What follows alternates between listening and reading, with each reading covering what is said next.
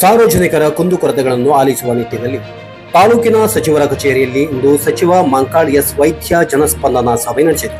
ಸೇವೆಗೆ ಇರಲಿ ಸಹಕಾರ ಎಂಬ ಧ್ಯೇಯ ವಾಕ್ಯದೊಂದಿಗೆ ಶುರುವಾದ ಜನಸ್ಪಂದನ ಕಾರ್ಯಕ್ರಮಕ್ಕೆ ನೂರಾರು ಸಂಖ್ಯೆಯಲ್ಲಿ ಸೇರಿದ ಸಾರ್ವಜನಿಕರು ಉದ್ಯೋಗ, ಅನಾರೋಗ್ಯ, ಮನೆ ನಿರ್ಮಾಣ, ಶೌಚಾಲಯ ನಿರ್ಮಾಣ, ಅರಣ್ಯ ಅತಿಕ್ರಮಣ, ರಸ್ತೆ ಕಾಮಗಾರಿ, ಶಾಲೆ ದುರಸ್ತಿ ಮುಂತಾದ ವಿಷಯಗಳಿಗೆ ಸಂಬಂಧಿಸಿದಂತೆ ತಮ್ಮ ಅಹವಾಲುಗಳನ್ನು ಸಚಿವರ ಗಮನಕ್ಕೆ ತಂದರು. ಕೆಲವು ಸಮಸ್ಯೆಗಳಿಗೆ ಸ್ಥಳದಲ್ಲಿಯೇ ಸಂಬಂಧಪಟ್ಟ ಅಧಿಕಾರಿಗಳ ಜೊತೆ ಮಾತನಾಡಿ ಪರಿಹಾರ ಕಲ್ಪಿಸುವ ನಿಟ್ಟಿನಲ್ಲಿ ಸಚಿವರು ಪ್ರಯತ್ನಿಸಿದರು.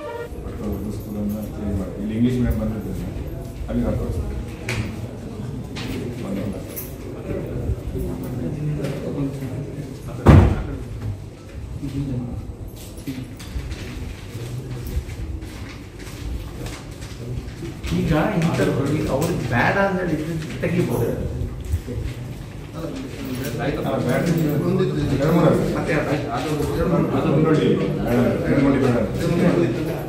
ಒಂದು ಕೆಲಸ ಮಾಡೋದು, ಯಾವ್ಯಾವ ಬೇಡ ಅಂತ ಅದು ಇನ್ವೆಸ್ಟ್ ಮಾಡಿ ಎಲ್ಲೆಲ್ಲಿ ಬೇಕು ಕೇಳೋದು ಒಂದು ಕೆಲಸ ಮಾಡೋದು, ಅದು ಈಸಿ ಆಗ್ತದೆ.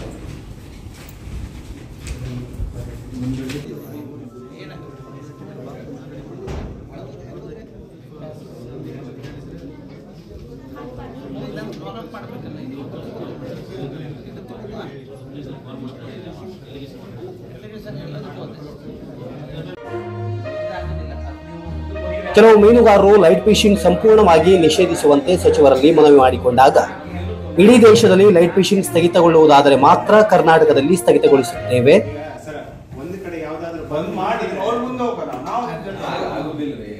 ಇಲ್ಲಿ ಕರ್ನಾಟಕದವ್ರಿಗಿಂತ ಗೋವಾದವ್ರೆ ಬಂದು ಇಲ್ಲಿ ಫಿಶಿಂಗ್ ಮಾಡೋದೇ ಜಾಸ್ತಿ ಲೈಟ್. ನಿಮ್ಗೆ ಎಷ್ಟು ತೋರುತ್ತೆ, ನೀವು ಹೋಗುದು ಇಲ್ಲಿ, ನಾವು ಇವ್ರಿಗೆ ಎಷ್ಟ ನಿಮ್ಗೆ ನೋಡ್ಬೇಕು, ಹೊರಗಡೆ ನೋಡ್ಬೇಕು, ಅವ್ರು ಹಾಕೊಂತ ಲೈಟ್ ಅಲ್ಲ. ಈಗ ಅವ್ರು ಹೇಳುವುದು ಅಂತ ಹೇಳಿದ್ರೆ ಅವರು ತಮ್ಮ ಜೀವನಕ್ಕೆ, ನಮ್ಮ ಜೀವನಕ್ಕೆ ನೋಡ್ಬೇಕು, ನಾವು ಯಾರು ನೋಡ್ಬೇಕು ಸರ್? ಈಗ ನಾವು ಕಸಬಿಲ್ಲದೆ ಇಷ್ಟು ದಿನ ಉಳಿದಾರಲ್ಲ, ಅದು ಯಾರು ನೋಡ್ಬೇಕು? ಕಾನೂನು ಮಾತಾಡ್ಬೇಡಿ, ಈಗ ಅವ್ರು ಏನ್ ಮಾತಾಡ್ಬೇಕು ಉತ್ತರ ಕೊಡೋದು ಬೇರೆ ವಿಚಾರ. ನಮ್ಮ ಅವರು ನಮಗ್ ಸ್ವಾಗತ ಇದೆ, ಮಾಡುವಂಥದ್ದು ಎಲ್ಲದೂ ನಮ್ಗೆ ಸ್ವಾಗತ ಇದೆ. ಯೂನಿಫಾರ್ಮ್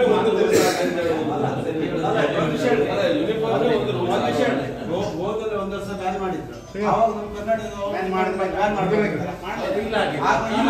ಬ್ಯಾನ್ ಆಗ್ಲಿಲ್ಲ, ತಿಳ್ಕೊಳ್ಳುದು ಬ್ಯಾನ್ ಆಗ್ಲಿಲ್ಲ. ಇಲ್ಲ ಬ್ಯಾನ್ ಆಗ್ಲಿಲ್ಲ.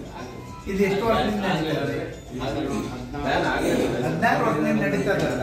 ನೀವು 4 MP 16 ವರ್ಷದಿಂದ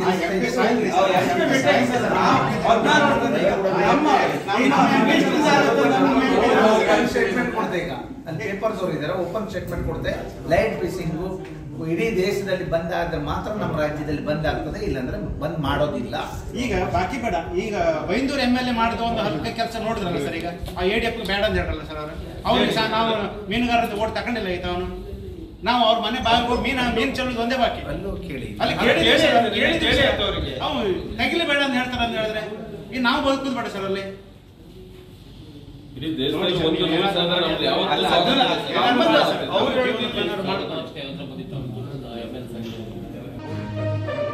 ಶಿರಾಲಿಯ ಖಾಸಗಿ ಫ್ಯಾಕ್ಟರಿಯೊಂದರಲ್ಲಿ ಕಳೆದ 17 ವರ್ಷದಿಂದ ಕೆಲಸ ಮಾಡುತ್ತಿದ್ದ ಕಾರ್ಮಿಕನೊಬ್ಬನನ್ನು ಕ್ಷುಲ್ಲಕ ಕಾರಣ ನೀಡಿ ಸಂಬಳ ಬಾಕಿ ಇಟ್ಟು ಏಕಾಏಕಿ ಕೆಲಸದಿಂದ ತೆಗೆದುಹಾಕಿದ್ದರ ಕುರಿತು ಕಾರ್ಮಿಕನೊಬ್ಬ ಸಚಿವರ ಗಮನಕ್ಕೆ ತಂದಿದ್ದು ಫ್ಯಾಕ್ಟರಿಯ ವ್ಯವಸ್ಥಾಪಕ ನಿರ್ದೇಶಕನಿಗೆ ಮಾತನಾಡಿ ಬಗೆಹರಿಸಿಕೊಡುವ ಭರವಸೆ ನೀಡಿದ್ದಾರೆ.